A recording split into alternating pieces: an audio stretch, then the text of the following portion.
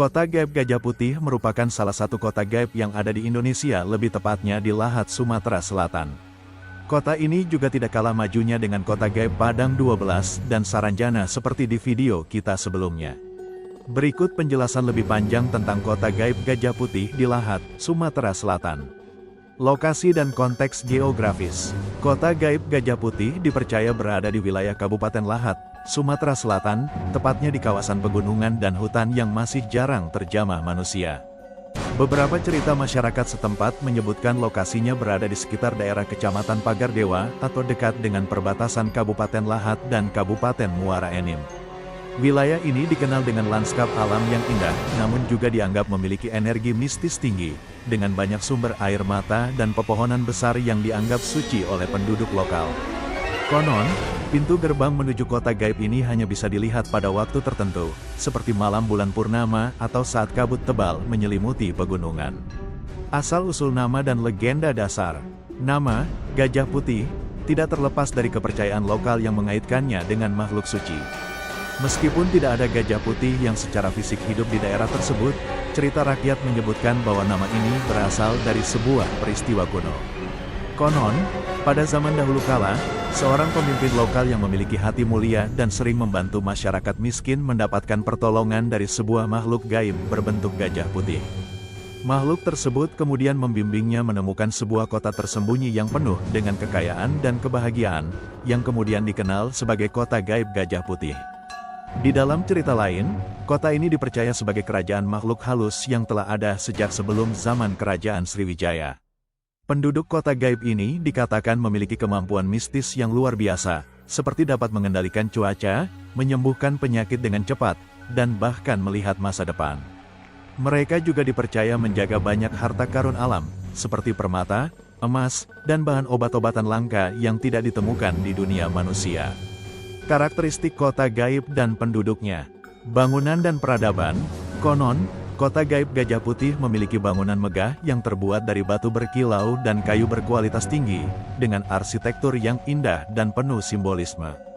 Jalan-jalan kota dipercaya ditutupi dengan batu licin yang mengkilap seperti mutiara, dan terdapat kolam-kolam air jernih yang dipercaya memiliki khasiat penyembuhan. Penduduk kota ini hidup dalam sistem sosial yang teratur, dengan nilai-nilai utama yaitu kejujuran, saling membantu, dan penghormatan terhadap alam semesta. Interaksi dengan manusia, tidak semua orang bisa memasuki atau melihat kota gaib ini. Masyarakat setempat mempercaya bahwa hanya orang yang memiliki niat baik, hati yang suci, dan tidak terpengaruh oleh keserakahan yang berhak untuk bertemu dengan penduduk kota gaib. Ada beberapa cerita tentang orang yang secara tidak sengaja menemukan pintu gerbang kota ini dan mendapatkan berkah, seperti kesembuhan dari penyakit yang tidak bisa disembuhkan atau solusi untuk masalah ekonomi yang berat. Namun, bagi mereka yang datang dengan niat mengambil kekayaan secara sembarangan, dipercaya akan mendapatkan konsekuensi yang tidak menyenangkan, seperti tersesat di hutan selama berhari-hari atau mengalami kesialan terus-menerus. Penjaga kota gaib Gajah Putih dipercaya dijaga oleh sejumlah makhluk gaib yang kuat, antara lain jin perwira yang memiliki bentuk tubuh besar dan mata yang bersinar. Konon, mereka juga dapat berubah wujud menjadi hewan seperti harimau, macan tutul, atau burung elang untuk mengawasi wilayah sekitar kota.